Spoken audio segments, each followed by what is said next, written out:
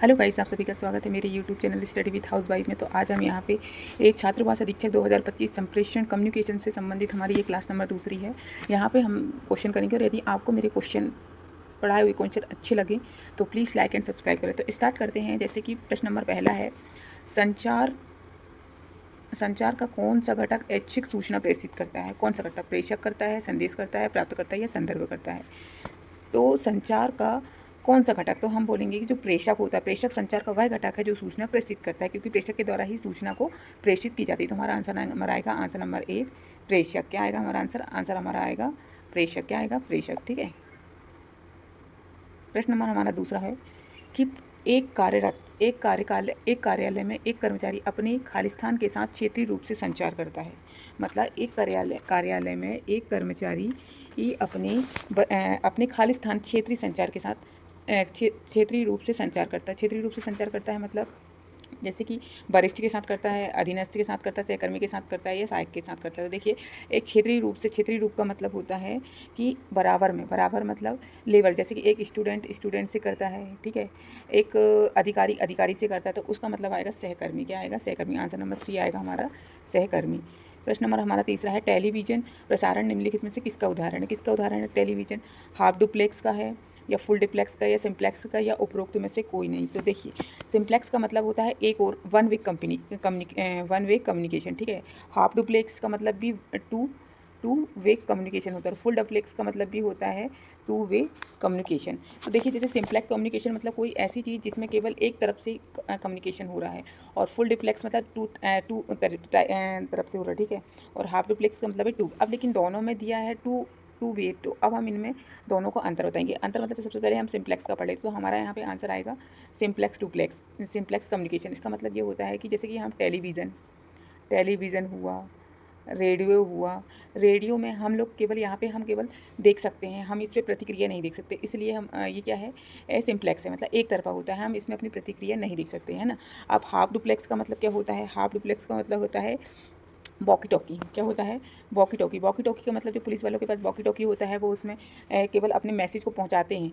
उधर से एक बार ये पहुंचाएंगे, फिर वो सुनेगा, उसके बाद वो पहुंचाता है। तो इसका मतलब ये एक के बाद एक होता है, ठीक है, दोनों साथ में नहीं होते। फुल डिप्लेक्स का मतलब होता है जैसे हम टॉक करते हैं, फ़ोन में हम टॉक करते हैं, ठीक है, फ़ोन में हम बात करते हैं, तो मतलब हम भी करते हैं, वो भी करता है। तो फ़ोन जो होता है वो टू वे कम्युनिकेशन, मतलब एक साथ जो एक ही समय में एक साथ बात की जाए, वो फुल डुप्लेक्स होता है। तो हमारा यहाँ पे आंसर आएगा क्या? आंसर नंबर आएगा हमारा सिंप्लेक्स। मतलब टेलीविज़न और रेडियो क्या है हमारे? इस सिंप्लेक्स कम्युनिकेशन है, ठीक है। प्रश्न नंबर हमारा चौथा है, किसी संदेश को फीडबैक किस आता है फीडबैक कैसे आता है? गलत है, मिस्टेक हो गया है। फीडबैक कैसे आता है, ये है उसका मतलब, ठीक है। किसी भी संदेश में फीडबैक कैसे आता है, ये क्वेश्चन, ठीक है।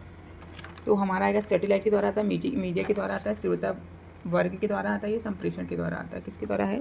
किससे आता है? आंसर है हमारा, मिस्टेक हो, किससे आता है? सैटेलाइट द्वारा आता है, मीडिया द्वारा आता है, स्रोतों द्वारा आता है या संप्रेषण? तो हमारा आंसर आएगा आंसर नंबर सी, किसके द्वारा आता है? संप्रेषण के द्वारा आता है। मतलब प्रेषक मैनेजमेंट, जैसे कोई है प्रेषक जो होता है मैनेजमेंट पढ़ा रहा होता है, लेकिन श्रोता दर जो होता है वो फीडबैक देता है। जैसे अभी मैं आप लोगों को पढ़ा रही हूँ, यदि आप ऑन लाइव होते तो आप मेरे को तुरंत प्रतिक्रिया देते, मतलब तुरंत फीडबैक देते, वो क्या होता है? श्रोतागण फीडबैक कौन देता है? श्रोता वर्ग देता है, ठीक है। प्रश्न नंबर हमारा पांचवा है, निम्नलिखित में से कौन सा संचार जन संचार का उदाहरण? जन संचार मीन्स क्या होता है? Mass communication. क्या होता है? मास कम्युनिकेशन होता है। मास कम्युनिकेशन का मतलब होता है कि मतलब मास कम्युनिकेशन हम मतलब एक सूचना को हम बहुत सारे लोग एक साथ सुन रहे होते हैं, वो होता है जनसंचार। क्या होता है? जनसंचार होता है। जैसे पहला है, किसी मित्र के साथ निजी बातचीत करना। यदि हम किसी व्यक्ति के साथ निजी बात करेंगे तो वो तो जनसंचार नहीं कहलाएगा, क्योंकि वो तो केवल दो लोग कर रहे हैं, ठीक है। दूसरा है व्यक्तिगत डायरी प्रविष्टि लिखना, मतलब कोई व्यक्ति लिख रहा है, वो तो लिखित कम्युनिकेशन हो गया। क्या हो गया? लिखित कम्युनिकेशन हो गया, ठीक है।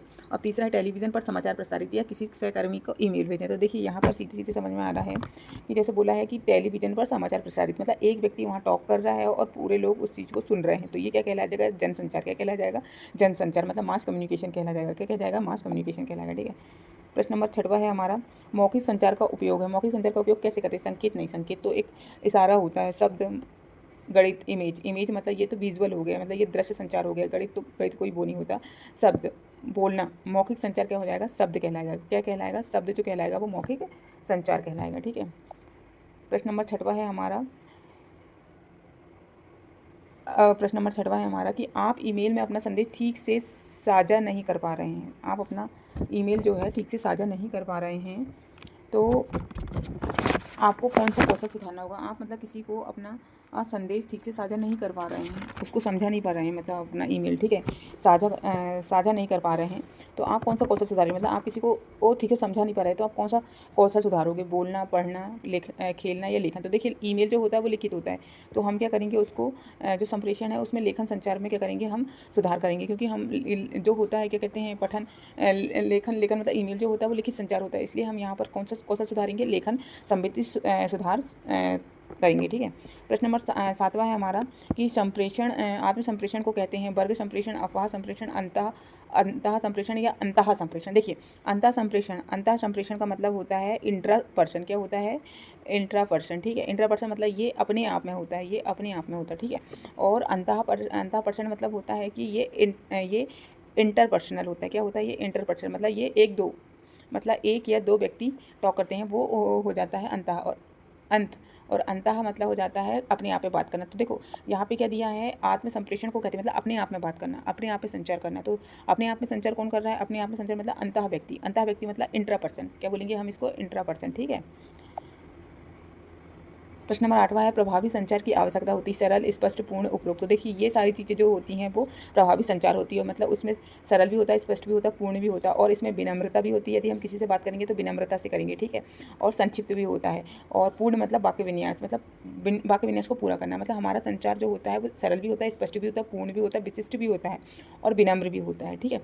प्रश्न नंबर 9वां है हमारा, निम्नलिखित में से कौन सा अशाब्दिक संप्रेषण को स्पष्ट रूप से व्यक्त करता है, कौन करता है। प्रश्न पत्र में लिखे गए संचार किसी व्यक्ति की वेशभूषा, ऑनलाइन कक्षा में भाग लेने की वाले शिक्षार्थी, या योग, ये सॉरी रॉन्ग हो गया है, योग आएगा, योग सिखाने के लिए विद्यार्थी को योग प्रशिक्षण का निर्देश। तो देखिए प्रश्न पत्र पर लिखने वाला में क्या जाएगा, लिखने में तो आ जाएगा कि हम लिखित है ये, ठीक है, लिखित है क्या, किसी अब ऑनलाइन कक्षा में भाग लेने वाले शिक्षार्थी, मतलब ऑनलाइन कक्षा में भाग लेंगे तो वो दोनों तरफ से टॉक होगी, ठीक है, दोनों तरफ से मतलब देखेंगे भी, दृष्टि भी होगा, लेकिन भी मतलब टॉकिंग वाला भी होगा, ठीक है, मौखिक भी होगा। और योग सिखाने वाला शिक्षार्थी जो होता है वो मतलब टॉकिंग भी कर रहा है और इशारा भी कर रहा है, मतलब वो अशाब्दिक भी है और शाब्दिक भी है, ठीक है। तो यहाँ पे हमारा आंसर है किसी व्यक्ति की वेशभूषा।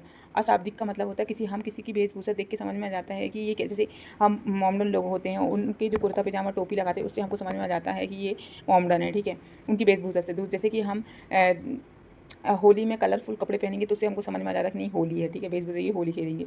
या फिर नवरात्रि में समझ में आ जाता है कि अब नवरात्रि चल रही है तो नवरात्रि वाले कपड़े पहनते हैं, मतलब नवरात्रि वाले जो कपड़े पहनते हैं उससे समझ में आता है कि नवरात्रि है। तो हमारे जो अशाब्दिक संप्रेषण को स्पष्ट रूप से व्यक्त कौन करता है, वेशभूषा करता है, ठीक है, जो कि बिना मतलब वेशभूषा से इस समझ में जाता है कि क्या है, कौन सा संचार है, ठीक है।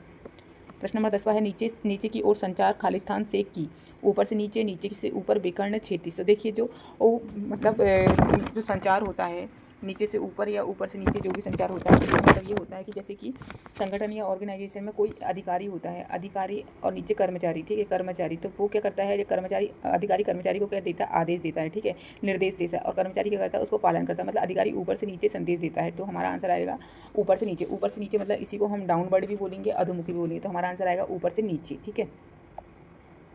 प्रश्न नंबर 11 है हमारे, निम्नलिखित में से कौन सा अशाब्दिक संप्रेषण का घटक नहीं है, भाव भंगिमा, शरीर की मुद्रा, नेत्र संपर्क, प्रति मिनट बोले गए शब्द की आवृत्ति। देखिए अशाब्दिक का मतलब होता है नहीं है, देखिए भाव भंगिमा भी है, शरीर की मुद्रा भी है, नेत्र संपर्क जो हम आई कांटेक्ट करते हैं वो भी है, लेकिन प्रति मिनट में बोले गए शब्द तो ये शाब्दिक नहीं, ये शाब्दिक है, अशाब्दिक नहीं है, ठीक है।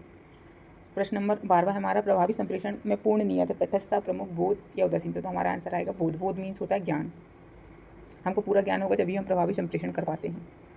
प्रश्न नंबर 13 है हमारा, छात्रावास में वार्डन छात्र अनुशासन बनाए रखने के लिए जिम्मेदार है, ठीक है, जो छात्र अनुशासन कौन बनाता है, वार्डन। लेकिन छात्र अभी भी पर्यवेक्षक को मुद्दे की रिपोर्ट करता है, मतलब छात्र जो है वो अभी भी पर्यवेक्षक को मुद्दे की रिपोर्ट करता है, ठीक है। निर्देश की एकता है या जवाबदेही है, ये जवाबदेही, ठीक है, जवाबदेही है, कमांड की एकता है, स्केलर चिन्ह। तो आंसर आ जाएगा हमारी कमांड की एकता है।